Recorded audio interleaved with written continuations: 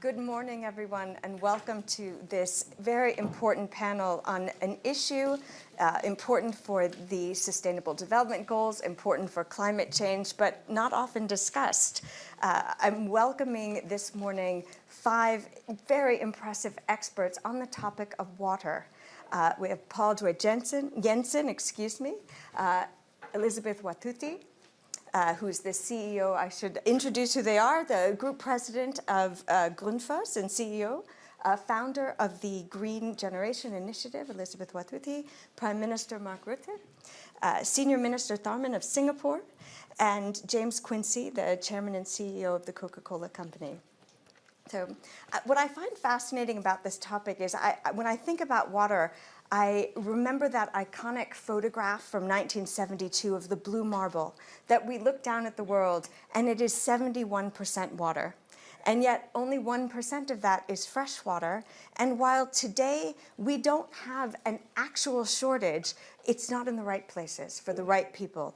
And there are 4 billion people who for at least a month of the year don't have access to clean water. And yet, as we think about climate transition, it is critical not just for food, for agriculture, for drinking, but also for the minerals that we need to support climate change. And so this morning, we're going to use this opportunity to explore the many dimensions of how water is used and take this opportunity to help our friend, Prime Minister Rutte, as he prepares for the UN Conference on Water, which is happening for the first time in 44 years, which he is co-hosting, as we think about some of the recommendations and opportunities that we have to preserve and conserve and distribute water going forward. So I wanted to start with you, Senior Minister Tharman, because you have been working on an initiative to really look at the full economics of water. And I was hoping you could share with us this morning some of the frameworks that you've developed to think about this issue in a broader context. Well, I think, Karen, first you've summarized the problem very well. It's remarkable.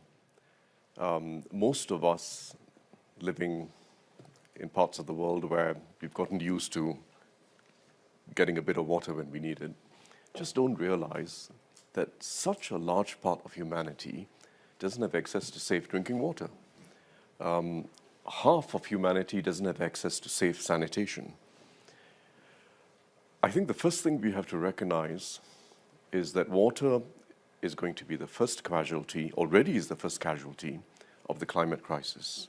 It's intrinsic and it's intertwined with the climate crisis as a casualty, but also as part of the solution. Because what's happening now is that climate, water, food, and energy are becoming more and more insecure at the same time. And they're feeding into each other. If we keep over-extracting water, if we keep polluting water, it affects the wetlands, it affects the natural carbon sinks. It makes it even more difficult to address the climate crisis. So we're in a vicious cycle now. We're in a vicious cycle, and it means we have to address each of these problems of the global commons together. The Dutch government has initiated a major new review, global review, an independent review of this water crisis and the solutions required. We're launching it later today, my co-chairs and I. But fundamentally, it now requires us to realize that it's not just what happens in the Sahel or some part of the world which is already in severe water stress, but it's a hydrological cycle that affects everyone in the world. That's why it's part of the global commons, not just an issue crying out for attention because a large part of humanity is affected, but because it's a global issue. What happens in one part of the world ends up in another part of the world. That's intrinsic to the climate crisis, and water is intertwined with that climate crisis. Thank you. James, as the chairman of Coca-Cola, you have often discussed that water, just as Senior Minister Tharman did, is integral to the climate crisis and can't be separated. And you've launched a number of initiatives that look at water as part of that system. Can you tell us a little bit more about what you've been doing? Sure. Well, I think self-evidently when you're in the beverage business, water is not just an overall issue for the society, it's intrinsic to the business we're in. You know, and so when we look at ESG and our role, and very simply, we always think, you know, you can't have a successful business if you don't have a successful society. And so we have to think about our impacts on society, whether that's water or waste with plastics, the carbon footprint there, or our impact on generating jobs and several other things. And so we very early on focused on water because it's self-evident in our products. And we set out a goal to return all the water we use in making our beverages to the environment directly or through replenishment by 2020. Actually, we got there in 2015, so we've been returning all the water we use since 2015. We're now well over 100%, and we continue to do so. But having reached that goal, we actually realized there is no global average. Returning it all globally doesn't necessarily solve everyone's problems, because actually, in the end, water is a local issue as well as a global hydrological issue. So we've laid out our 2030 water security strategy to really focus in on those areas in the world where we have operations where the water stress is particularly acute, and really get into can we help out in those areas. And they, of course, as the Senior Minister pointed out, tend to be in the more vulnerable parts of the world, more vulnerable societies, less income, less infrastructure. So we're focused there. And of course, once you start drilling down, you very quickly get to the point which actually 70% of water extraction is used for smallholding agriculture, or agriculture in general.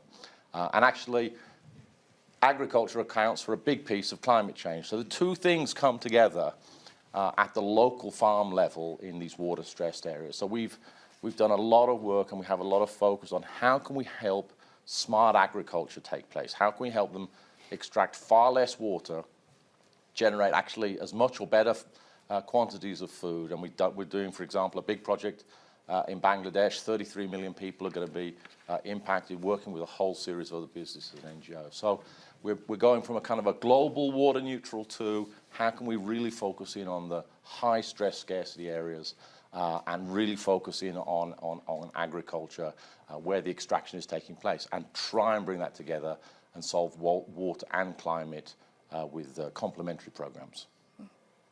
So Paul, James is talking about the integration of those two. Your company is right at the heart of the water challenge and trying to support that. Why do you think so few companies are now talking about it, to date, talking about water and water scarcity?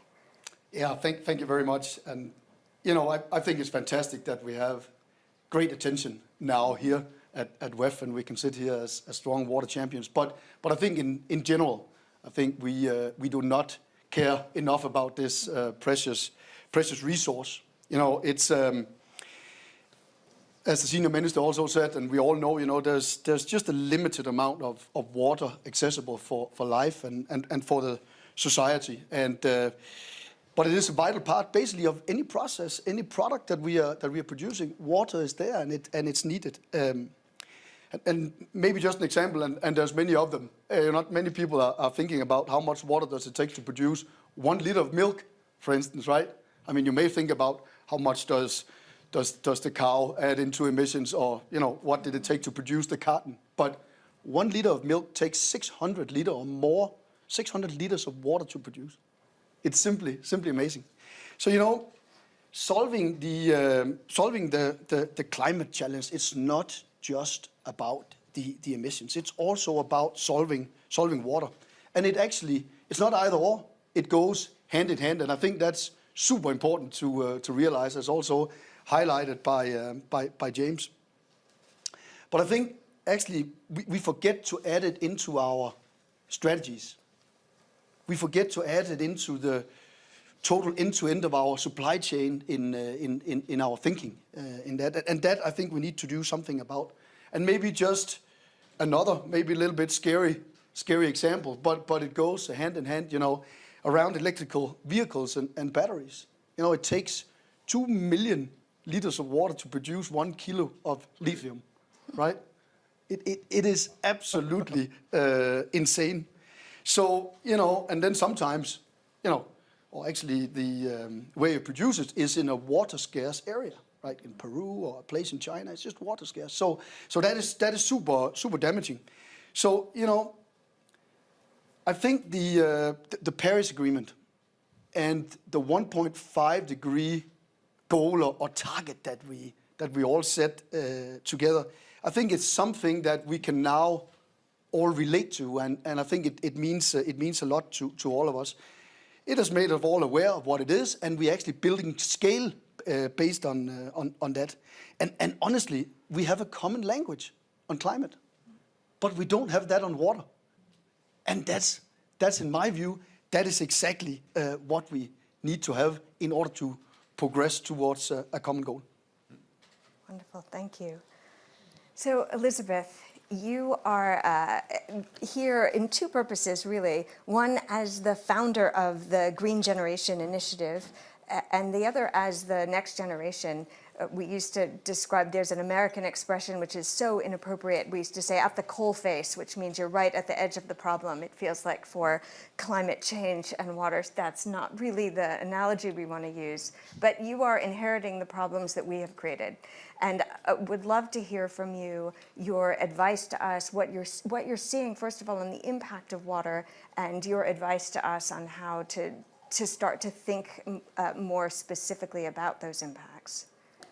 Thank you. When I hear about the phrase, a freshwater future, it's the people whose daily lives are still so far away from this phrase that I think about every day. And I want to share with you very two recent and personal experiences that come in mind every other time, so that we can have these experiences and these people in our hearts and in our minds, even as we talk about this freshwater future. Because there's a big link between freshwater, nature, climate, and the food crisis. And the first experience is the ongoing drought that is devastating countries across the Horn of Africa. And right now, almost 3 million people in my country, Kenya, and over 20 million people in neighboring countries across the Horn of Africa are facing extreme hunger that has been fueled by the prolonged drought that's going on. And this has caused consecutive rainy seasons to fail, and still brings us to the question of water as well. And also the war in Ukraine has also continued to exacerbate these really already terrifying high levels of food insecurity. And just over a week ago, I visited one community that's Wajir County in northeastern part of Kenya. And this is a community whose 80% of livelihoods come from their livestock. But again, what I witnessed there was really deeply shocking, and a deeply shocking example of how this crisis is impacting the frontline communities, and also how these interconnected crises of the food, nature, and climate crisis is impacting the people across the African continent. And this was about the dead and dying livestock around. They don't have water to drink, let alone the fresh water. There's no water access to them at all. And these are people that also are hungry and desperate, and they're losing hope for this future that we are talking about right now today. So the daily reality of the life of these people that I met in Wajir County is very far away from what the idea of the Sustainable Development Goal number 6 calls for. That's a clean water and sanitation for all. Their life is completely away from this future that we are talking about. And the second one is a story that I want to share about when I stumbled upon what I thought was a dump site during a program that we led with young people in Kenya. And to my surprise, we first thought we were standing on a dump site. But the solid ground we first thought was the fact that these communities around this place depend on this space. And to our surprise, actually, this was supposed to be a stream. But again, it was flowing with plastic waste produced from fossil fuels. And we thought to ourselves, what would these communities be using each and every day as water? Because this is their only source of water as a stream. But again, there's no water for them at the end of the day. So my thought is, of course, the pledges from the businesses and governments to offset the loss of fresh water in natural ecosystems are to be welcomed. But again, we have been here before with pledges, they're made, but they're not met. And delivery and accountability are crucial as well. And this is something that young people and civil society are fighting for in the climate space with respect to the net zero pledges. It's about committing and doing it, because the climate crisis impacts are not waiting to hit in the future. They're affecting everyday lives from different people across the continent and across the world as well. So if the goal is to engage young people and harness energy towards an international moment for fresh water in 2023, I think the best thing that governments and companies can do is to stop talking about nature and climate change in silos and actually recognize the interconnections and start telling the new stories about what is important and also about what is possible. And right now, the life-sustaining relationship that we have between nature and humanity is not being recognized, it's not being valued, and neither it's not being protected. And what we are seeing is a way in which humanity is perpetuating an ecocidal economic system that is actually destroying nature, and nature is being destroyed faster than it can even regenerate itself. So we have to stop actually destroying our own life support system if we are to have that kind of future that we're talking about. And it has to start right now because we cannot wait for the next years to turn things around. We need to do it while we still have time. Thank you. Well, that is quite a well-aimed indictment at all of us, right? Pledges made and not met. So we have the opportunity now with this UN Conference on Water to do better. So, Prime Minister, what are your goals for this upcoming conference, and how can all of these different stakeholders support those goals? Well, basically, Elizabeth just articulated them. Yeah. The two are, first of all, not again a conference which is not leading to any action. So it has to be action-oriented. It's the first conference in 45 years on taking place on water. Why with Tajikistan? Tajikistan is a glacier country. The Netherlands is laying half of the country below sea level. When you land at Schiphol Airport, it is 4 meters below sea level. So we like to say God created the earth, the Dutch created the Netherlands. With all the dikes, etc., for all the centuries. So it's from, let's say, the mountains to the sea. We together, Tajikistan and Netherlands, we cover this. And we both want this conference to be action-oriented as possible, and it has to be cross-sectoral. I'm so happy with the fact that you are here on this panel. You bringing the perspective from your country and what it means for people in real life, in day-to-day life, if we cannot solve this problem. And if we again have a conference where we have all this posturing and nice talks and then saying, well, we should do this, and then 5 years later, nothing has happened. And this is integral. SDG 6 is not standing on its own. It has an impact on so many other SDG goals, and that therefore it has to be cross-sectoral. You mentioned this example of small farming, for example, and when you look, for example, at a thing I learned about how you can produce compost from waste, and therefore reduce the amount of water a farmer needs to use to produce its crop.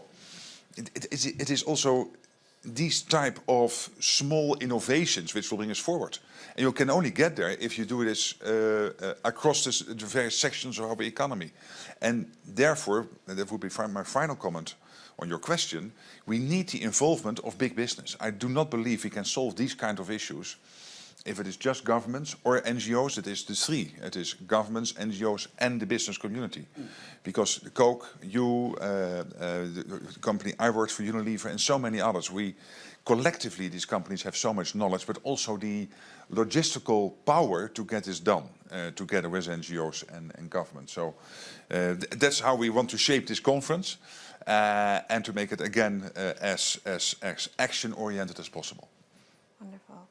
So, Senior Minister Tharman, Elizabeth left us with a really powerful image of a river of plastic, a dump site. You've just come back from a conference in Geneva talking about these issues. How can we inject that sort of imagery, that's the combination of plastics, fossil fuels, recycling, water shortages, food, into this dialogue more effectively, do you think? And how do we link those economics in a way that really can land and be understandable? So I think we have to be first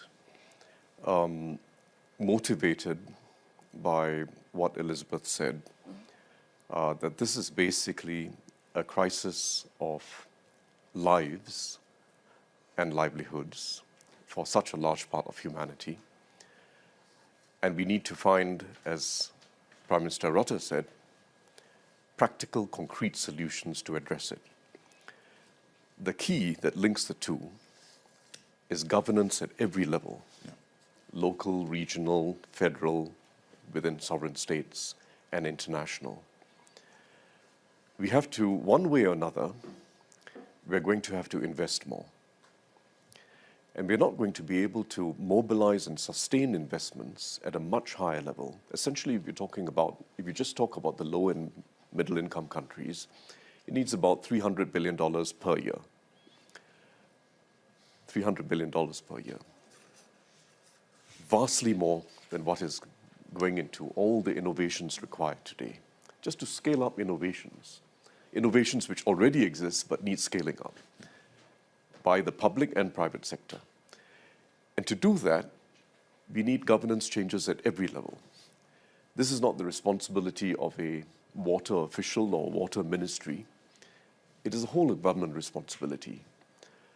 In Singapore, not that I want to dwell on my own country's experience, every quarter, the entire cabinet gets a report on water. It's not the responsibility of just the ministry in charge of the environment. The entire cabinet gets a report on water, and the Prime Minister, starting from our first Prime Minister, takes deep interest in it, and there's an exchange on the report, the latest metrics, what's happening here, how do we solve the latest problem. It's a whole of government approach. We were vulnerable, like the Dutch were historically. And necessity is not just the mother of invention, but the mother of governance, of solution-oriented, whole-of-government governance. And it's not difficult to do, just having that governance mindset where everyone is involved, because it's not the water ministry or the environment ministry that's the one that's using water. It's the economic ministries, it's everyone. And we need a whole-of-government and whole-of-society approach to solving the problem, starting with valuing water, which is not just a market concept, it's not a commercial concept, it's a public sector concept. It's a concept that's essential to solve this problem for humanity. We've got to value water. So these are solvable problems. We can mobilize the funding required. We can invest in an equitable fashion to scale up solutions that exist around the world with the right governance. So you said that the governance mindset, it's not hard. It looks hard, given that we aren't doing it yet. But I think we do have this opportunity. As Prime Minister Rutte just said, we have the right representatives of stakeholders here on this stage. And it would be, I'd like to turn to talking about some of the suggestions that we have to help us think about some of the initiatives that should be on the table. Senior Minister Tharman, you had referenced something that Paul also said, which is we don't have a powerful metric yet for this. It's a whole of society problem, but not something simple to measure yet.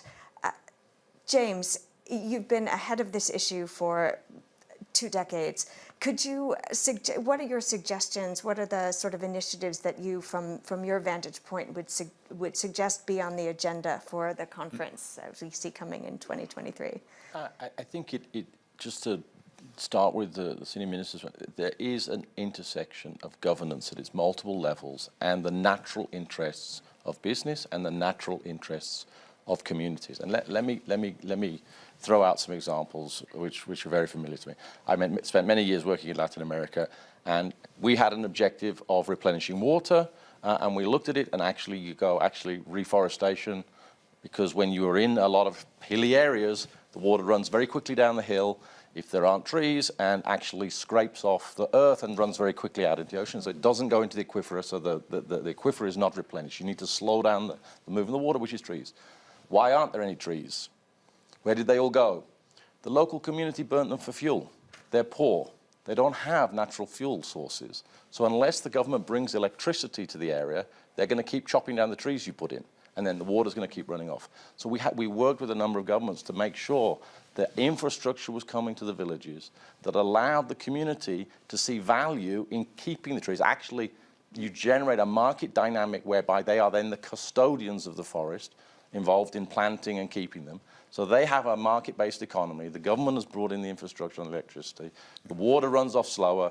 There's less soil erosion. The aquifer gets wet. So you need all these things to come together. The government can make the framework, but unless there's a market-based answer, it's not going to work. The same with plastics. You need a circular economy. You don't need to just attach a philosophical public service value to it. You need a marketplace value to it, and that is what will generate circularity. And that is not just a dynamic that will play out in the water-stressed areas. The examples from Kenya, my example from Latin America, they tend to be more arid, water-stressed areas. Let's go swing our way, back to Europe, back to the Netherlands, which has got an abundance of water. Actually, Europe ends up with much more flooding because of climate change. So actually, there are parts of the world where we need to redo the marshes. Actually, funnily enough, right next to our Dutch plant is a marsh area. Yeah. We're interested in regenerating the marsh because we don't want our plant to be flooded.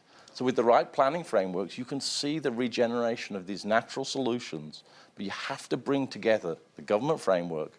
The community around it has to see a market-based reason to support that solution and not do the opposite, and then businesses can come together. I think that actually generates solutions for us that are expandable and can really make a difference to the water and the climate change. Paul, what would you add to that from the perspective of the private sector to... Yeah. Well, thank you.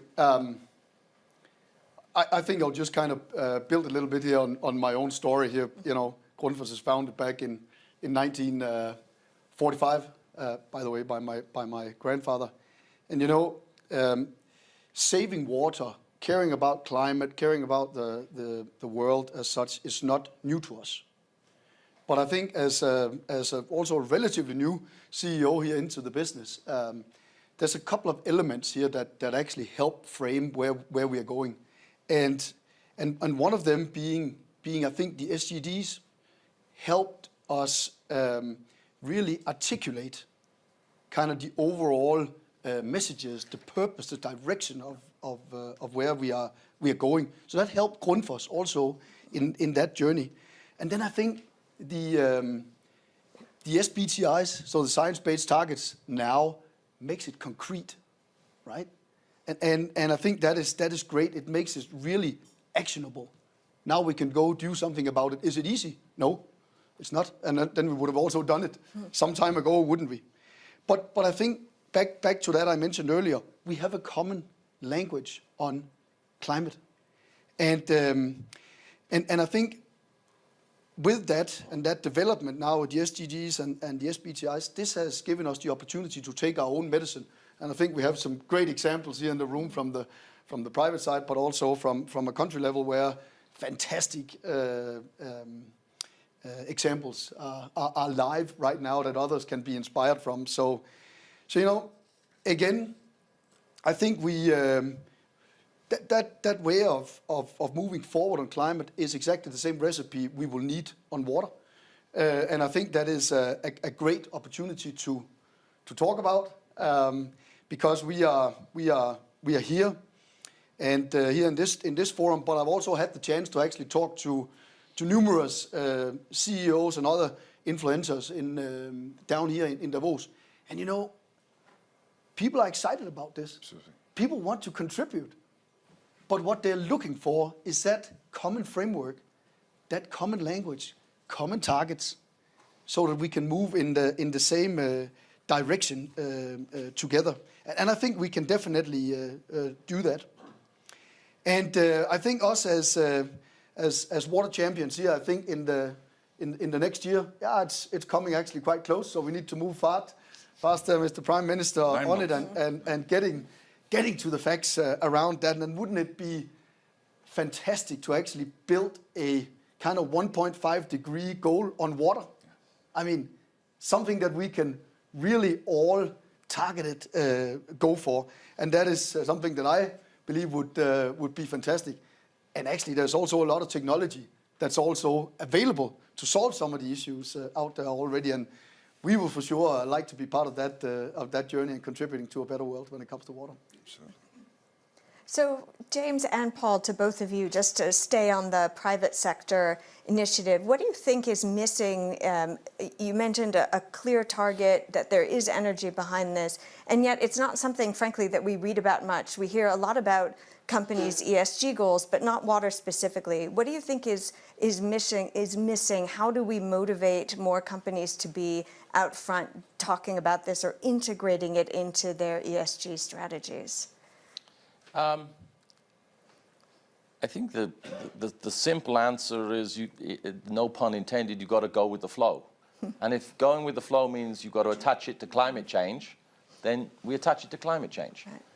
And it is a powerful part of the solution set for climate. And we have our own water goals. We've been on a journey. It's so important to us. We have our replenishment goals and scarcity goals. Yeah. But in general terms for most businesses, I think we need to attach it to climate. And again, it has to be a market force. The senior minister said it. If water doesn't have a price, it will never be valued. If it takes how many millions of liters to make a kilo of lithium? That's a lot of water. So, we have to value these things, and that's one of the great barriers on water, is that actually, as I said, 70% of the water is used by small-scale agricultural farmers. Imposing a price on them is very economically damaging. But unless water has a value, it's going to be very difficult. So if we could value water in the same way we could value carbon, then the market will be the mechanism to drive the result. Yeah, maybe just a short follow-up to that. Can you make it sound a little bit easy and like that everybody has got the ESG and a focus on water? I don't think so. So I think this is a major shout out to the world to actually start putting this on the agenda. I think, big, small, gigantic, government, whatnot, companies, they can all engage in this journey here. But let's create a common framework so everybody can move in the same and the right direction here on this. So more emphasis. Thank you. So, Elizabeth, you spoke really powerfully about the impacts on the community, and James mentioned some initiatives that we're working in Latin America to create market initiatives. We've seen, a great example for lithium, that some companies are now doing direct extraction, which uses very little water, in part due to community pressure. What else do we need to hear from communities, and how would you push us to act more directly given what you're seeing? I think I would say this is actually a human problem, and it's not that we lack the technology that we need, it's not that we lack innovations, it's not that we lack everything that we need right now. It's a human problem, and for us to solve this human problem, we're going to need human solutions. It's all about how we really take these issues into our hearts and into our minds. Because if we do not have these frontline communities at the center of every decision we are making and at the center of every action we are taking, then we're still going to be moving so many steps backwards. And I think for me, it would be great if we have our way of living in a way that we are actually not taking from the earth, but actually giving more back to the earth's ecosystems. Because our way of doing things is in a way that we take so much from the earth's ecosystems, but only give too little back to the earth. And what happens is that we are the ones who continue to bear the worst impacts of these impacts. Because the communities that I've talked about, these are communities that live in a continent that contribute to less than 4% of the global greenhouse gas emissions, but they're the ones that bear the biggest brunt of these impacts. So how can we still continue in our normal way of doing things where we still take away from nature and give less back to nature? I think also what we need to do is to think around how we can go beyond the circular economy and just actually move towards a regenerative one. Because our systems right now, like I mentioned, our economic models right now are not really putting our nature, our ecosystems as a priority. And every time we talk about nature, we talk about water, we talk about all these things, but we don't talk about how we can actually still continue to protect the already existing and intact ecosystems. Because if we continue to carry on as before, then we're not going to be solving any problem. We're only going to be making things worse for these communities.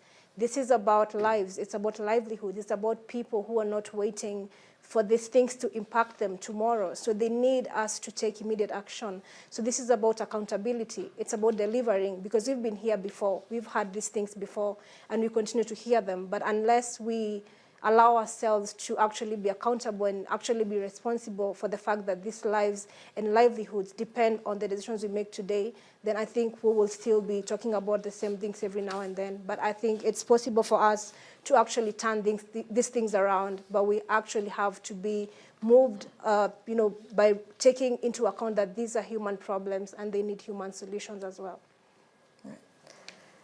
True. So human problems, human solutions. You've got some initiatives on the stage.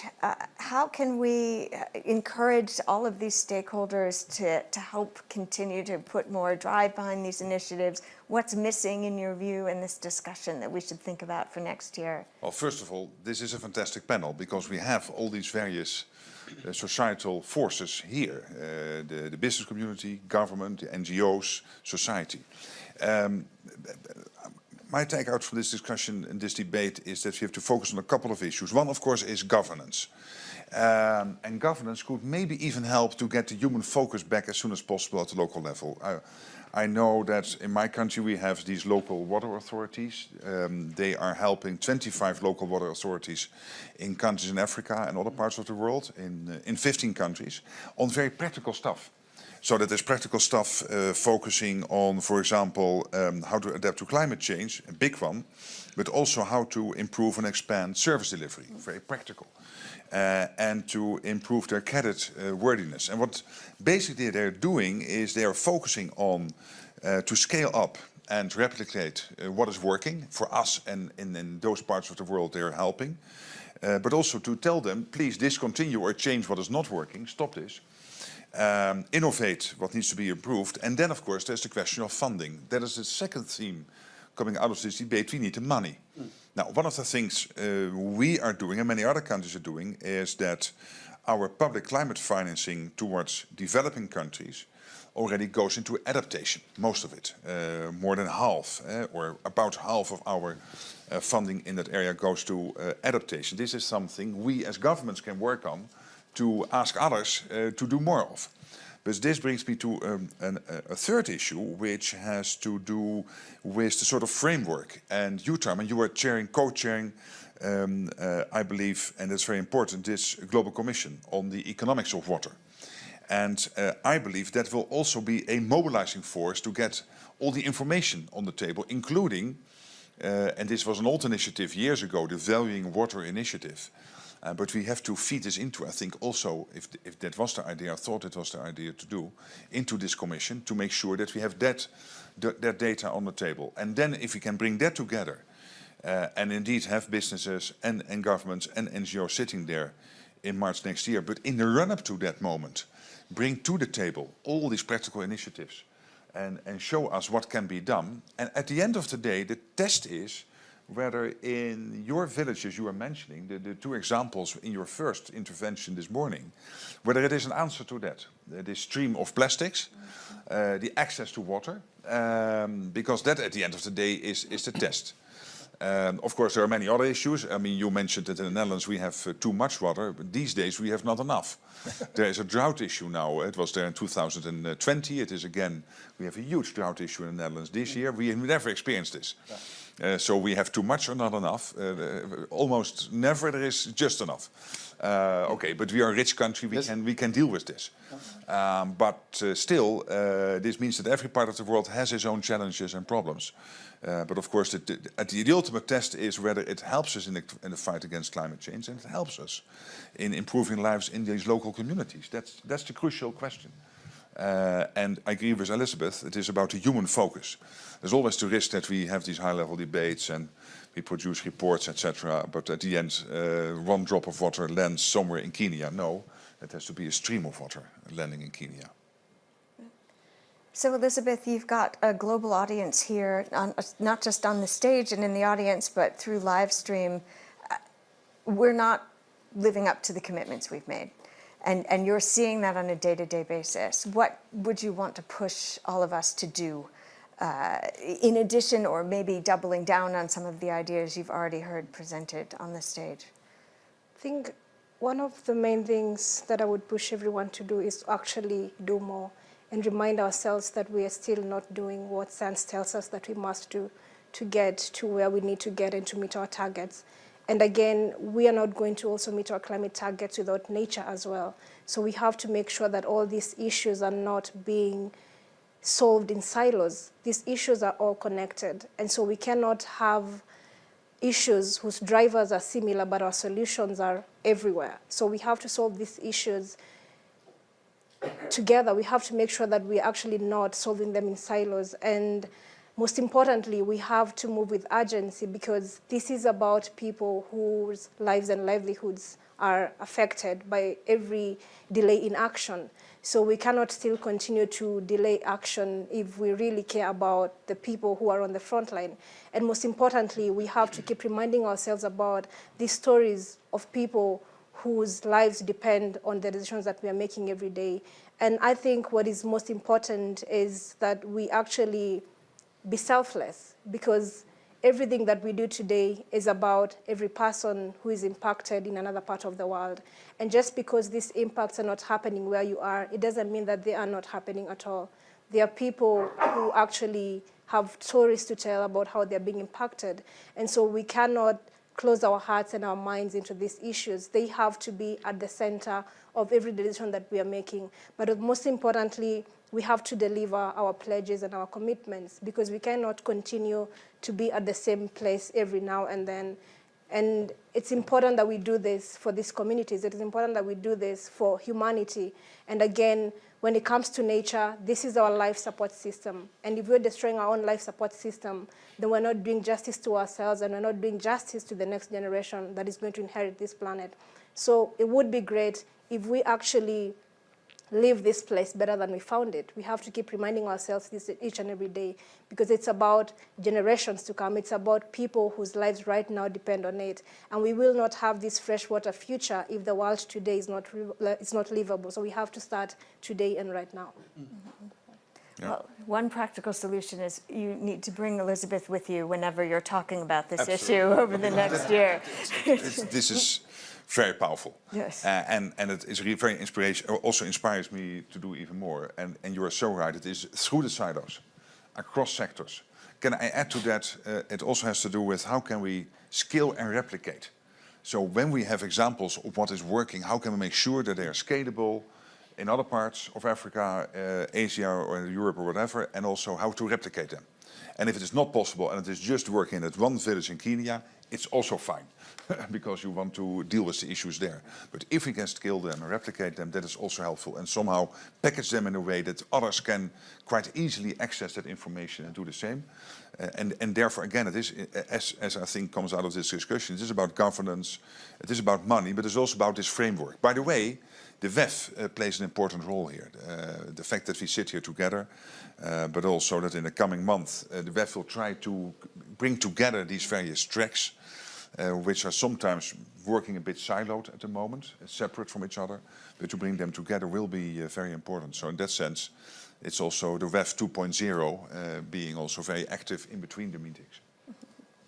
I don't know about you, Prime Minister, but I was listening with admiration when the senior minister was talking about how in government, Yes. the reports that cut across, that every ministry has been given accountability, which is what our colleagues were talking about in the private sector, the measurements, the accountability. How did that initiative get started? What advice would you have for the people listening from the government sector as to how they can replicate that level of accountability?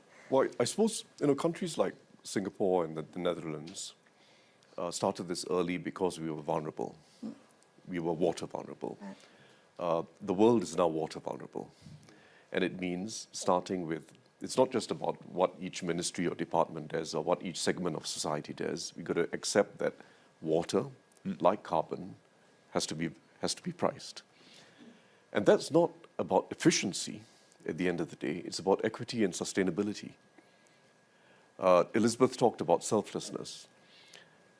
We need both that selflessness and the realization that it's in our self-interest to be selfless. Because what the drought in the Netherlands that Prime Minister Rutte spoke about wasn't because of some misdoings by the local community in that area. No. we are all affected by what happens in every part of the world. That's why the climate crisis and the water crisis are about the global commons. What each of us do contributes to the problem somewhere else in the world. We spoke about the fact that irrigation practices, they need to be completely redone so as to use less water and to have less pollution in the runoff, right? But think about what all of us as consumers do. A large part of the water consumed in North America, let's say, an advanced group of societies, goes towards producing grain for cattle, for livestock. A very large part. So the same questions we ask ourselves on climate, how much beef should we be consuming, are the same questions that we have to ask for water. And there is an intersection of solutions that addresses both climate and water, rather than pitches climate against water, that we've got to focus on. You spoke about lithium. You can say the same about copper, by the way. Yeah. Very water-intensive products. Yes. And if we think of climate by itself, we can solve the problem with the right will, with the right resources, with the right pricing. But we might be creating an even larger problem on water. So we've got to think of them together and find solutions that basically solve both of them together. But being selfless and being self-interested is the same thing when it comes to the global commons. What goes around comes around. Can I just emphasize one thing, what Singapore is doing extremely well, which is rigor. And rigor doesn't cost money. It doesn't cost $1 to have the Prime Minister ask every member of the Cabinet, have you read the report, and what do we learn from this? And we are not doing this in the Netherlands to that extent. So I'm learning from this example. I think we should do that better. Because also we all have these reports, but we are not discussing them at that level of detail. This doesn't cost you 1 cent.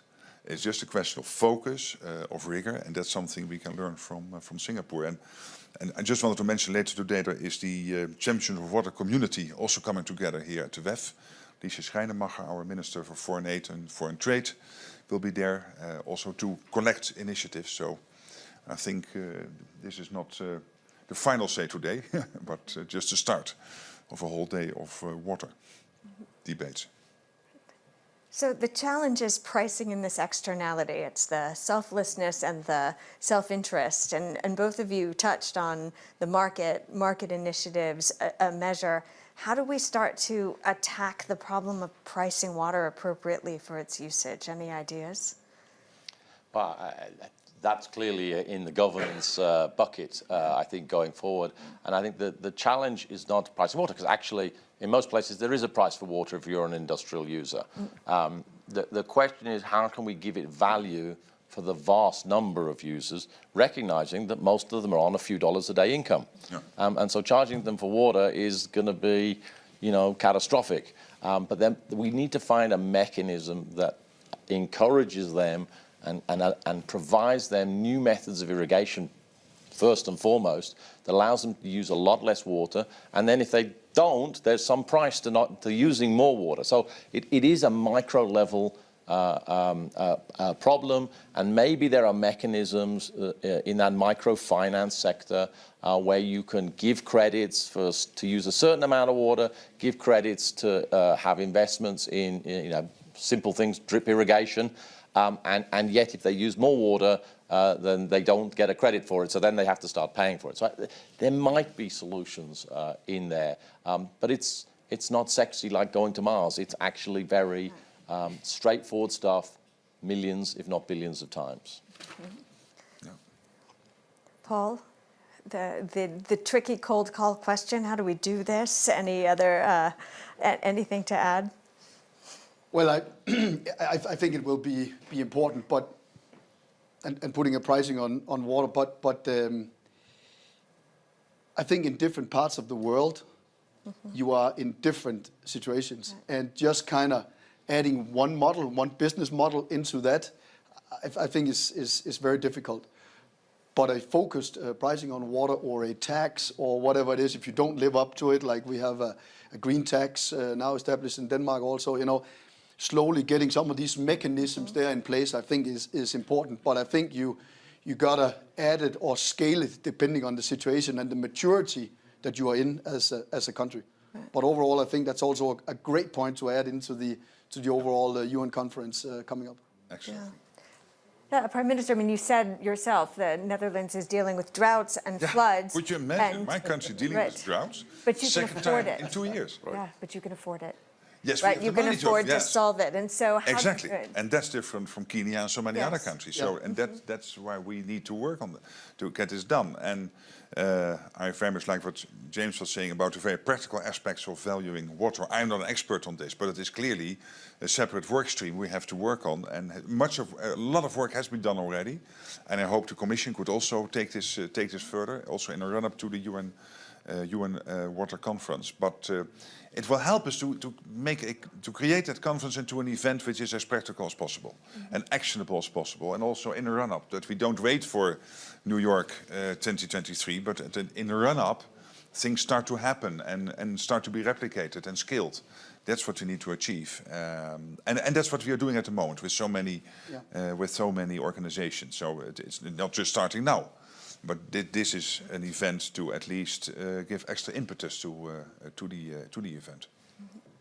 So Elizabeth, to make this credible, what would you want to see on the ground as you look out your window with the communities you work with? What would tell you that we were moving beyond empty pledges and into real action?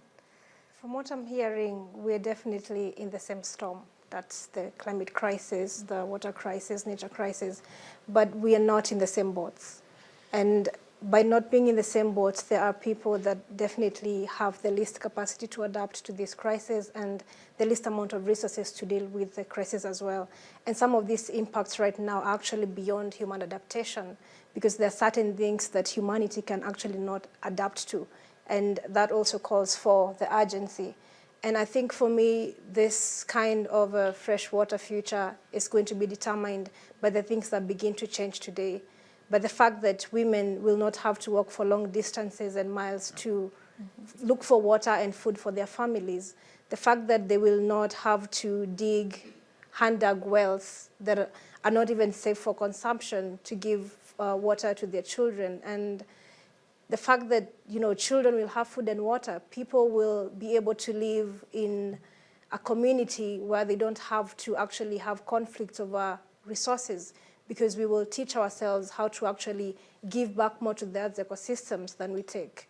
And this is going to be a kind of a future where we do not have the rising inequalities, a future where the climate change impacts don't have to actually be impacting people who have even least contributed. And this is only going to be made possible if we deliver and allow ourselves to also be held accountable, because then this is about the actions we are taking today, the decisions we are taking today, and how we are actually choosing to respond to this crisis. And all these things are going to be realized. It's possible, and this is the kind of future I envision. This is the kind of world I want to see. But this world is not going to be possible for me. It's not going to be possible for every child out there if we don't begin to do things right now. Because we cannot promise a future and assume that people will get to that future if the world today has certain things that make it not livable. So we have to begin turning things around right now to give that kind of future to me, to the children, and the next generations that are to come. Thank you. So, yes, I was Super inspired by what Elizabeth here is talking about. Maybe just a concrete example that is also scalable. So last year we contributed with fresh or clean drinking water for 1.6 million people, many of them in Africa. And next year it's going to be 2 million. That would make me really proud. And then in 2030, 300 million people that do not have access today will get access to clean drinking water. This is by sustainable solar pumping solutions. And it's not just about the product, it's actually about the business model. It's about the local education of people on the ground so they can actually maintain, understand, but also learn about the precious value that water actually is on the ground. And then they can actually start this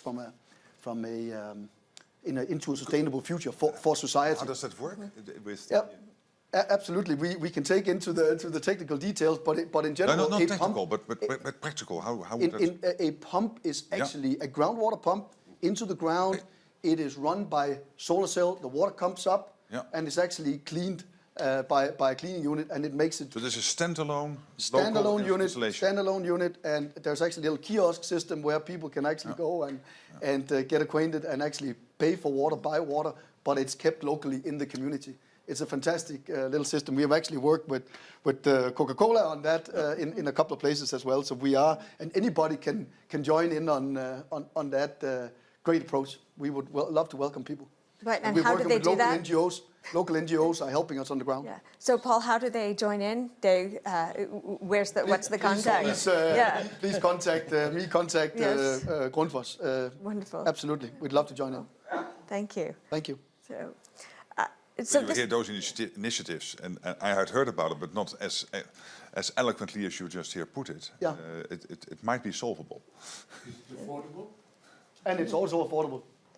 Yeah, it's good solutions. Absolutely. Great. Yeah. Right. So other practical solutions, I mean, Paul, this is really inspiring at the end of a rather depressing discussion of the current situation. Other things that you've seen in your global travels, Paul, James, Senior Minister, that we'd want to bring in here, or Elizabeth, that you've seen some positive signs on the ground? No, I mean, the good thing, by the way, is that far more so than in addressing the climate crisis, where some of the technologies required, carbon capture, green hydrogen, and so on, are still being developed. Right. In water, the technologies exist, by and large. They have to be made affordable, and you make it affordable by adapting the technologies so they're suitable for every village in every country. But you also make it affordable through scale, and we need to scale this up. Yeah. It requires some finance, but the finance will come if in fact the technologies are working to deliver value. And value is not just the commercial value, it's how it's changing people's lives. I mean, what Elizabeth said about women having to look for water, 40% of the time of women in rural Africa is spent daily, 40% of the day is spent looking for firewood and water. So it's a life transformer. And if they save that 40% of the time, imagine what else they'll be able to do. And if I can add one other example, which is a totally different issue around water, which is when you have too much. And of course, in the past you will build dikes, and they are ugly, they're concrete. What we have developed with countries like Bangladesh, Indonesia, and others is the concept of building with nature. That you have some small interventions, for example, building a small island or some small other sort of artificially created island or whatever, which is then rerouting the flow of water. And by doing that is bringing down the risks of flooding in a way that you are not impacting on the environment, because these dikes can have a huge impact on the environment and also on ecological systems. So also here, the technology is there. And it is sometimes even cheaper to do it in that way than to build these concrete dikes, and you have all these houses disappearing behind the dikes. So one of the most unique things about the frontline communities is the fact that most of these communities have also chosen not to actually be victims, and they're also working on solutions on the ground to try and deal with some of these impacts. And we can see a lot of resilience with how they're trying to do certain things. And what excites me the most is the fact that some of these solutions are actually greatly inspired by the late Professor Wangari Maathai, who has also greatly inspired the work that I do each and every day. And for her, she started by working with women because she discovered that by working with women and by helping women plant trees around their communities and their farms, they would be able to get food, to get water, and to also get firewood to sustain their everyday lives. And I've also seen so many youth groups trying to even clean up streams around them by planting bamboo trees along the riparian. And this is because for some of these places, the pollution levels of these rivers is actually making it uninhabitable for people that live around there, because this is the water they want to drink. But then it's flowing with plastic waste. It's also very unsafe to drink. It's not safe for consumption. So they cannot still continue to watch as the streams flow with this waste. So they step up and choose to do it by themselves, even though they are not the cause of it all. So seeing these initiatives coming up with youth groups and women especially should sound a message to us that the frontline communities are not just sitting back and choosing to be victims, they're stepping up. And what we can do is to actually also make sure that our investment choices go into these frontline communities, because most of these solutions are struggling to scale up. They do not have the much needed resources as well and the much needed capacity to scale up and make them much more impactful. So we cannot be talking about reinventing new solutions when there are already solutions that people work on every other day. How can we actually scale them up, and how can we make sure that they are replicated elsewhere each and every day? Because these are the people, these are the stories that we need to be talking about. These are the people that we need to actually be bringing on the front line, and also they are the ones that are trying to turn things around, because they have seen that these impacts are only going to make things worse. And instead of waiting for people that have much bigger capacity and much more resources, they've chosen to step up as well. And also one of the things that has that continue to make me really talk about what the future looks like is working with children, because this is a generation that is going to be greatly impacted by the consequences of climate change. And if anything, it's the young people and children of today that are going to have to live longer with the consequences of the world's inaction and the consequences of every decision that is made today. So by working with these children, and I'll just give a practical example of a time that I worked with children to a stream nearby their school that was again polluted and flowing with plastic waste. And this was to view the world in a perspective of a 5-year-old, a 10-year-old. And they asked me 2 questions when we got into this stream. And one question was, who did this? And the second one is, what can we do about it? So it tells you that these people are not choosing to be victims. No. They are determined to clean their own air, to clean their own water, to grow their own food within their school compounds by even growing fruit trees around their schools. But again, we have to get behind this generation. It's about every sector. It's about also seeing how much more can we do. These people, that's the best that they can do. But I would assume for governments and a big company, they can do much more than these communities can do. So if we all get back together and do the best that we can do, and I know the best that I can do is not the best that maybe you can do. So it's about like making sure that we are actually stepping up and working together and and complementing each other's work as well. Because while these people are trying to do certain things within their school compound, I always like to give example with the children that I work with. While they're planting trees within their school compound and trying to green their own school, out of their school gates, they see big businesses and corporations fueling deforestation. And that is undermining their efforts in their school. So it's about how we complement each other's efforts and make sure that every sector is actually doing the best that they can to turn things around, because it's possible. Thank you, Elizabeth. Wow. We can't end on a better note than that. I just want to thank our guests. We have the technology, we have the people to implement.